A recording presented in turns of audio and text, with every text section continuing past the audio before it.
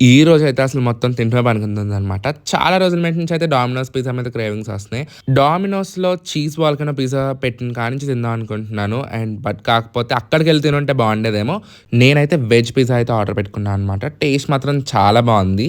నేను అక్కడ మధ్యలో అసల ఆ బౌల్ కింద షేప్‌లో ఎలా ఉంటుందో అనుకున్నాను. కాకపోతే తర్వాత తెలిసిన రహస్యం ఏంటంటే అల్యూమినియం ఫాయిల్ ఉంది అందులో. పిజ్జా కన్నా ముందు పిజ్జా ఇష్టమా, టాపింగ్స్ ఇష్టమా అంటే టాపింగ్స్ ఇష్టం అనే టైప్ నేను. మొత్తం చిల్లీ ఫ్లేక్స్, ఆరిగానోతోనే నింపేస్తాను. టేస్ట్ మాత్రం బావుంది. నేను పిజ్జా తిన్నాక అయితే మా ఫ్రెండ్స్ కాల్ చేసి పానీపూరి తిందాం రా అన్నారు. పిజ్జా తిన్నాను రా బాబు పొట్టలో కాలేదన్నా పర్లేదు వచ్చి తిందువు గాని అని చెప్పి అన్నారనమాట.